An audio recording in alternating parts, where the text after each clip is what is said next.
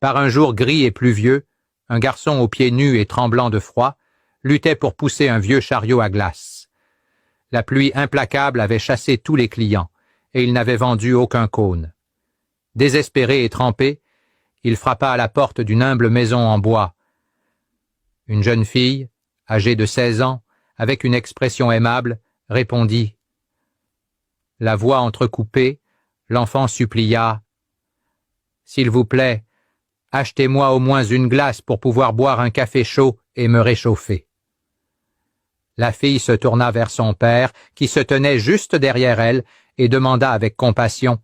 « Papa, pouvons-nous acheter une glace à cet enfant, juste pour l'aider ?»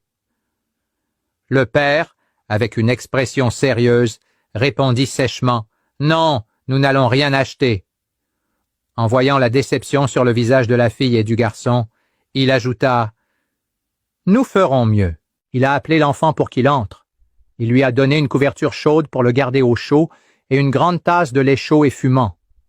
L'enfant, les yeux embués de larmes, a bu avec avidité le lait, ressentant la chaleur se répandre dans son corps. En disant au revoir, déjà réchauffé et le cœur rempli de gratitude, il a regardé la jeune fille et a dit « Les larmes maintenant de gratitude, Dieu me donnera encore la force pour pouvoir te rendre ce que tu as fait pour moi. » Et il est parti. 15 ans ont passé. La famille n'a jamais revu cet enfant.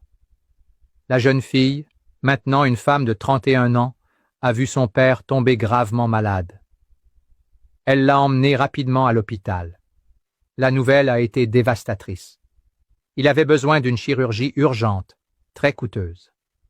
Anxieux, le père a dit à sa fille, « Ma fille, la seule chose que nous avons, c'est notre maison. Si je dois vendre la maison pour payer l'opération, je préfère mourir. Cette maison est tout ce que je peux te laisser. » Ali, lui-même, face au médecin qui les soignait, dit ces mots. Le médecin, un jeune homme noir et calme, regarda les deux et parla sereinement.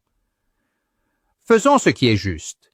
Nous opérons votre père et sauvons sa vie. Ensuite, nous verrons comment le paiement sera effectué. » L'intervention chirurgicale fut réalisée avec soin et fut un succès. Le père fut sauvé.